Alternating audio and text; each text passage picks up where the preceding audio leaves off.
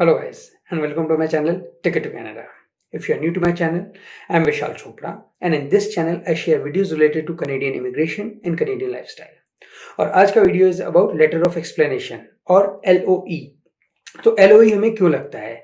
अगर हमको अपनी प्रोफाइल में एक्सप्रेस एंट्री प्रोफाइल में कुछ एडिशनल इन्फॉर्मेशन देनी है या कुछ एडिशनल क्लैरिटी देनी है हमको, उस केस में हमको लेटर ऑफ एक्सप्लेनेशन लगता है.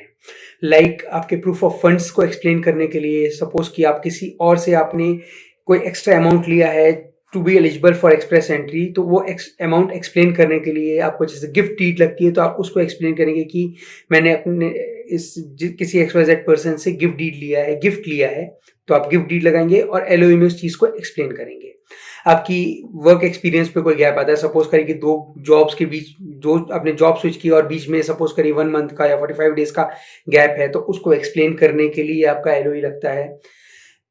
और जैसे मेरे केस में क्या हुआ था कि मेरा जो एम्प्लॉयर था वो मेरे को रेफरेंस लेटर ही नहीं दे रहा था, तो उस केस में मैंने अपने एक एक्स एम्प्लॉय से एक एफिडेविट बनवाया था, तो वो मैंने LOE में एक्सप्लेन किया था.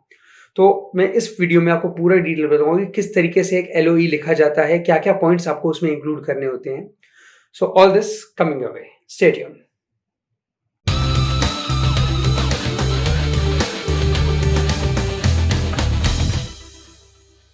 सो guys, this is my letter of explanation.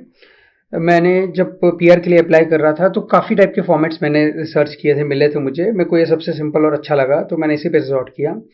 तो जिसमें मैंने सारे एक्सप्लेनेशन दिए अपने वर्क एक्सपीरियंस का, अपने पीरियड ऑफ एम्प्लॉयमेंट का, देन मेरे स्पाउस के वर्क एक्सपीरियंस का, प्रूफ ऑफ फंड्स का कुछ क्लैरिफिकेशन था वो मैंने दिया. एक एक पॉइंट को अपन डिटेल में डिस्कस करते हैं अभी. जस्ट मेंशन द डेट जिस पे आप सबमिट कर रहे हो, थोड़ा बहुत आगे पीछे भी रहेगी डेट तो डजेंट मैटर, कोई ऐसी दिक्कत नहीं है. देन जस्ट मतलब कुछ फॉर्मेट्स थे जिसमें आप ऊपर मेंशन था to IRCC and something, but मेरे को ये सबसे सही लगा, to whomsoever it may concern. Then I Vishal Chopra wearing passport number, अपना पासपोर्ट नंबर मेंशन करिए, अपना एक्सप्रेस एंट्री नंबर मेंशन करिए, रिसीव्ड इन्विटेशन टू अप्लाई, किस डेट पे आपने रिसीव किया था, अपना IT आप वो मेंशन करिए. देन मेंशन करिए कि आपको कुछ स्पेसिफिक एडिशनल क्लैरिफिकेशन देना है, like I would like to give some clarification on my application. तो इसमें बस सीधे आप अपने अपने पॉइंट्स बनाते चाहिए, हाईलाइट की करते चलिए कि किस किस पे आपको देना है एक्सप्लेनेशन. जैसे पहला था मेरा clarification of work experience document. Make sure कि आप ब्रैकेट में मेंशन करिए आप प्राइमरी एप्लीकेंट के लिए बता रहे हैं ये क्लैरिफिकेशन कि सेकेंडरी एप्लीकेंट के लिए, ये बहुत ज़रूरी है. देन मेरे केस में क्या था कि मेरी जो कंपनी थी वो बंद हो चुकी थी, तो मैं वहाँ से अपना रेफरेंस लेटर ले ही नहीं सकता था. तो मैंने अपने एक्स बॉस को अप्रोच किया और उनसे मैंने एक एफिडेविट बनवा लिया था. एंड एफिडेविट इज नथिंग, उसमें बस आपका reference letter exactly roles and responsibility के साथ आपको उसमें प्रिंट करना है. 50 रुपये के स्टैम्प पे मैंने करवाया था, बट नॉट नेसेसरी, आप 20, 10 किसी पे भी करवा सकते हो, कोई दिक्कत नहीं है उसकी. तो मैंने मेंशन किया था कि this is to update that I work with my name of my company, किस ड्यूरेशन में मैंने काम किया था, अपनी designation. Then I have mention that this company is not operational any more due to which I am not able to arrange experience letter as per required format. However, to support my application, I have arranged a declaration from my reporting boss. अपने boss का नाम मैंने mention किया था, साथ में मैंने उनका विजिटिंग कार्ड भी लिया था और वो भी मैंने अटैच किया था इसमें, describing my role and responsibility on an affidavit. फिर मेरा सेकंड जो क्लैरिफिकेशन था वो था पीरियड ऑफ अनएम्प्लॉयमेंट. अब इसमें क्या होता है, आपका एक होता है वर्क एक्सपीरियंस, आपको मेंशन करना पड़ता है किस पूरा डेट वाइज कि आपने कितनी ड्यूरेशन में किस कंपनी में काम किया था, किस सिटी में काम किया था, सब मेंशन करना पड़ता है. और जो बीच में गैप्स होते हैं उसको आपको अलग से पर्सनल हिस्ट्री में एक्सप्लेन करना पड़ता है. अब पर्सनल हिस्ट्री में प्रॉब्लम ये होती है कि पर्सनल हिस्ट्री में जब आप मेंशन करते हैं आपके पीरियड ऑफ अनएम्प्लॉयमेंट, उस टाइम पे वहां पे खाली ऑप्शन रहता है मंथ और ईयर का, डेट का ऑप्शन नहीं रहता. तो उस केस में मेरे साथ क्या हो रहा था कि मेरे जो वर्किंग पीरियड था उसके साथ मेरी अनएम्प्लॉयमेंट क्लैश कर रही थी, क्योंकि सिर्फ मंथ फॉर्मेट था. तो इसलिए मैंने ये एक्सप्लेनेशन अलग से दिया. वहां पे मैंने मंथ्स ही मेंशन किया था, तो ओवरलैप वहां पे हो रहा था, बट इट्स ओके क्योंकि मैंने यहाँ पे उसको एक्सप्लेन कर दिया था. लाइक अब देखिए यहाँ पे मेरा सिर्फ 15 दिन का एक गैप था जो मैंने कंपनीज में स्विच किया था. तो ऑफ कोर्स अब जुलाई में ही मेरा यहाँ पे अनएम्प्लॉयमेंट भी और जुलाई में ही मैंने दूसरी कंपनी ज्वाइन की, तो इस चक्कर में ओवरलैप हो रहा था. तो यहाँ पे मैंने पूरा डेट वाइज एक्सप्लेन कर दिया कि किस डेट से किस डेट तक मैं अनएम्प्लॉयड था, किस सिटी में था उस टाइम पे मैं, और किस कंट्री में था. तो इस टाइप का आप बिल्कुल मेंशन करिए अपना, क्योंकि ये पर्सनल हिस्ट्री में जाएगा आपकी. फिर मेरी वाइफ का जब हम लोग एक्सप्रेस एंट्री प्रोफाइल बना रहे थे, तो तब वर्क एक्सपीरियंस स्पाउस का भी पूछा जाता है, मैंने वहां पे डाला था। तो क्या है, जब आपका आईटी आ जाता है तो ऑटोमेटिक कुछ चीजें प्री फिल रहती हैं। अब अगर मैं अपनी वाइफ का वर्क एक्सपीरियंस जो है वो वर्क एक्सपीरियंस में ही दिखाता हूँ, उसके जो वर्क एक्सपीरियंस वाला फील्ड थी, तो उस केस में मेरे को उसके सारे डॉक्यूमेंट्स अरेंज करने पड़ते, उसका भी रेफरेंस लेटर अरेंज करना पड़ता है एज पर रिक्वायर्ड फॉर्मेट, और वो बहुत डिफिकल्ट था क्योंकि उसके भी क्या 3-4 कंपनीज थी और सबका अरेंज करना इज वेरी डिफिकल्ट, और उसमें से कुछ जो थी वो सेमी गवर्नमेंट थी, तो वो लोग और बहुत रिलक्टेंट होते हैं इस चीज़ों में।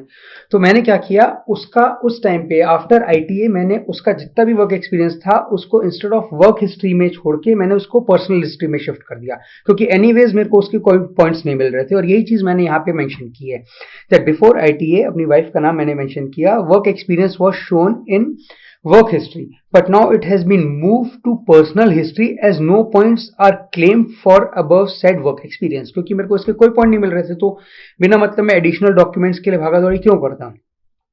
देन थर्ड था प्रूफ ऑफ फंड्स, हालांकि मेरे अकाउंट में सफिशिएंट फंड्स थे, but then also I thought कि ज्यादा दिखा दो वो चलेगा, कम होने से बेटर है। तो मैंने अपना और अपनी वाइफ का दोनों का मेंशन किया था, फंड्स अपने दोनों के डिफरेंट अकाउंट थे तो उसका क्या था। तो अब उससे मेरे को एक अथॉरिटी लेटर चाहिए था, वो अथॉरिटी लेटर भी मैंने बनाया था। तो मैंने यहाँ पे वही मेंशन किया कि I have attached my spouse bank detail and an authority letter from her which authorise me to use those fund any time I require. और यही सेम चीज मेरे उस अथॉरिटी लेटर में भी लिखी थी, जिसमें मेरी वाइफ मुझे ऑथराइज करी है that I can use that money at any way I want. So यही मेरे क्लैरिफिकेशन थे। इसके अलावा अगर आपका कोई और भी ऐसा, आप जब अपनी भर रहे हो प्रोफाइल, या जब आपका परमानेंट वीजा के लिए आप कर रहे हो, तो आपको अगर किसी चीज में लगता है कि आपको एडिशनल क्लैरिफिकेशन देने की जरूरत है तो प्लीज दीजिए, और कोई दिक्कत नहीं है। आप यहाँ पे 10 पॉइंट्स भी मेंशन करिए, जितनी आप ज्यादा डिटेल देंगे उतना आपके लिए अच्छा है, बिकॉज कल को अगर उनको कोई एडिशनल डॉक्यूमेंट लगता है तो आप ये समझ लीजिए वो रिक्वेस्ट रेज करेंगे एडिशनल डॉक्यूमेंट की, बट उस पूरे प्रोसेस में जब वो रिक्वेस्ट रेज करेंगे फिर आप वो डॉक्यूमेंट अरेंज करोगे और फिर से सबमिट करोगे, तो ऑलमोस्ट 1-1.5 महीना आपका उसमें और वेस्ट हो जाएगा, तो आपका उतना पीआर में डिले हो जाएगा। सो मेक श्योर कि आप जितनी ज्यादा इंफॉर्मेशन दे सकते हो सब कुछ आप उनको बिफोर हैंड दे दीजिए। और लास्ट में मैंने मेंशन कर दिया, kindly consider my documents and keep me posted if any additional documents are required related to the same. Although वो लोग वैसे ही हमको बता ही देंगे, अपडेट कर ही देंगे, बट स्टिल अपनी डिटेल्स मैंने मेंशन कर दी थी, मोबाइल नंबर और ईमेल, और इज द सिंपल फॉर्मेट। अब बस मेक श्योर कि आप सारी डिटेल्स उनको प्रॉपरली दें। And still if you feel like कि कोई आपको एडिशनल क्लैरिटी चाहिए एलओई में, you are most welcome to drop your question in the comment box and I will be glad to help you. So guys, I hope you like this video. If you do, make sure to hit that like button and don't forget to subscribe my channel and hit that bell icon so that you should not miss any update from my end. Till then, take care. Bye bye.